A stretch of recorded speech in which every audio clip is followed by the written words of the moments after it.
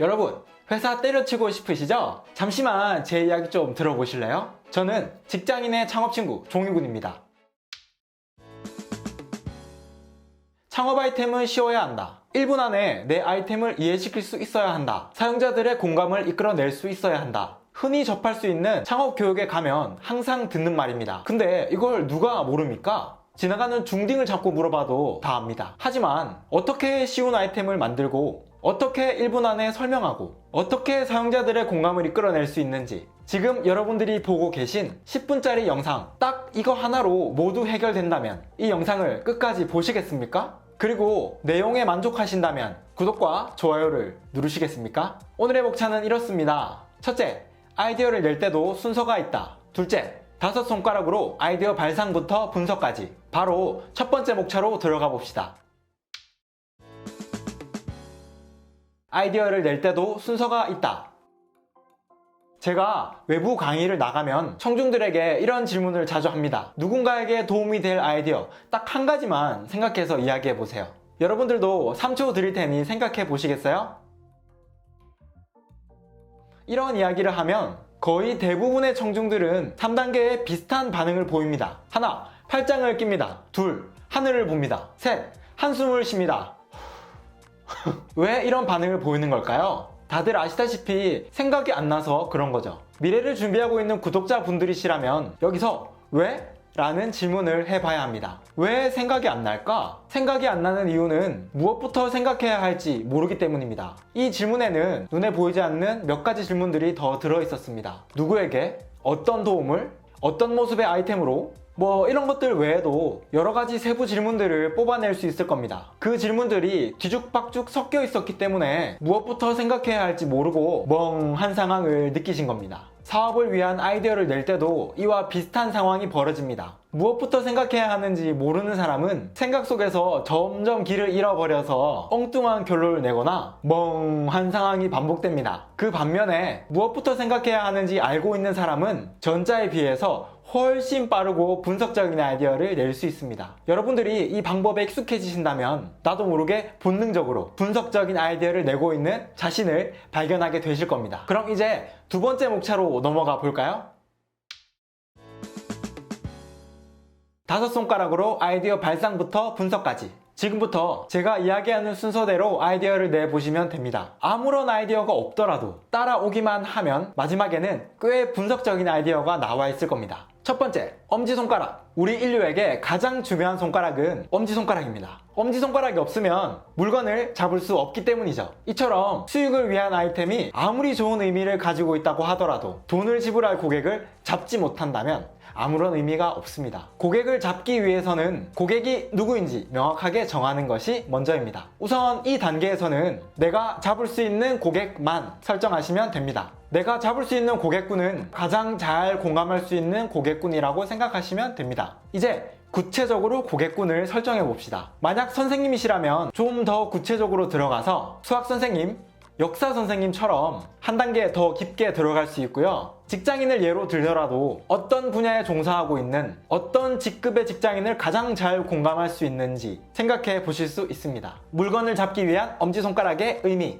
내가 잡을 수 있는, 내가 공감할 수 있는 고객을 선택하라. 머릿속에 저장. 두 번째, 검지손가락. 우리는 방향을 가리킬 때 검지손가락을 사용합니다. 이처럼 아이디어를 낼 때도 검지손가락을 사용해서 이 고객은 이러한 불편함을 가지고 있어 라는 식으로 불편한 점을 하나만 콕 찍어야 합니다. 검지손가락으로 여러 개의 방향을 가리킬 수 없듯이 하나의 아이템은 하나의 불편함을 해결해주는 방향으로 가야 합니다. 이것이 효과적인 창업을 위한 아이디어의 핵심입니다. 이 단계에서는 내가 타겟한 고객들이 여러 가지 다양한 불편한 점들을 호소하고 있지만 그 중에 가장 불편한 점을 딱 한 가지만 꼽자면 이것 아닐까 하고 생각해 보는 겁니다. 예를 들어 보면 수학 선생님은 여러 가지 불편함들을 가지고 있지만 학생들에게 매일 반복적으로 문제를 내고 채점하는 행위를 가장 귀찮아한다 정도로 정리하시면 됩니다. 방향을 가리키는 검지손가락의 의미, 하나의 아이템은 하나의 방향성을 가져야 한다. 머릿속에 저장. 세 번째, 중지손가락.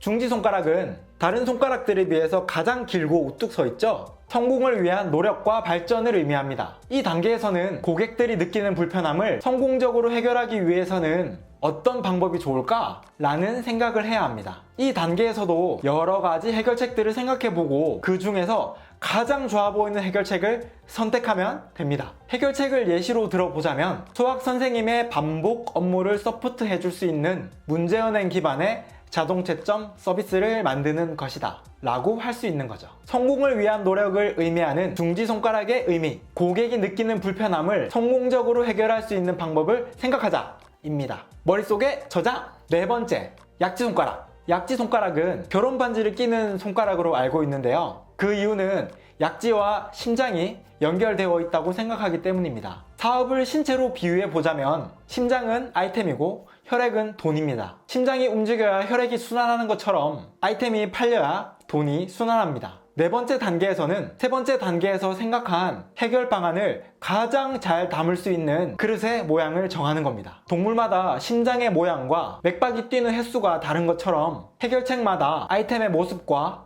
사용 방법이 다를 겁니다. 이번 단계에서는 내 아이템은 하드웨어인가? 소프트웨어인가? 아니면 서비스인가? 라는 질문에 답변을 하시면 됩니다. 예를 들어보면 수학 선생님의 반복 작업을 도와주기 위한 소프트웨어, 스마트폰 어플을 만들 것이다 라는 식으로 명확하게 아이템의 모습을 정해주시면 됩니다. 심장을 의미하는 약지손가락의 의미, 아이템의 모습을 명확하게 결정하라. 머릿속에 저장. 다섯 번째, 새끼손가락은 약속을 하는 데 씁니다. 고객은 아이템에 대한 약속이 있어야 돈을 지불합니다. 예를 들어서 이 아이템을 사용하면 업무 효율이 50%나 증가한다 라든지 이 서비스를 사용하면 월 평균 30시간이나 절약할 수 있다 와 같은 수치로 표현 가능한 약속이 있어야 합니다. 물론 감성적인 부분에 대해서 약속을 하실 수도 있지만 초기 모델의 아이템을 사용하는 거의 대부분의 고객들은 매우 합리적으로 사고하는 얼리 어답터들이기 때문이죠. 그렇기 때문에 그들의 성향에 맞추어서 수치로 표현할 수 있는 구체적인 이점에 대한 약속을 해주는 것이 중요합니다. 약속을 하는 새끼손가락의 의미, 고객에게 줄 수 있는 구체적인 이점에 대해서 약속하라. 지금까지 5손가락으로 아이디어 발상부터 분석까지 하는 방법이었습니다. 더 구체적인 분석을 원하시는 분도 계시겠지만 아이디어 단계에서는 이 정도만 해도 충분합니다. 나머지는 사업계획서를 쓰면서 더 구체적으로 만들어 나가시면 됩니다. 사업계획서를 쉽게 쓰는 방법도 나중에 또 영상으로 만들어서 올리겠습니다. 오늘 영상 어떠셨나요? 영상이 도움이 되셨다면 구독과 좋아요 꾹 눌러주시고요. 여러분 주변에도 이 영상이 필요하신 분이 있다면 영상을 공유해 주세요. 많은 도움이 될 겁니다. 그리고 여러분의 생각이나 원하는 콘텐츠를 댓글로 써주세요. 앞으로 영상을 만드는데 큰 도움이 될 겁니다. 우리 함께 10년 뒤에는 원하는 것을 이룰 수 있는 힘을 가진 사람이 됩시다. 앞으로 저만 따라오세요. 꼭 같이 갑시다.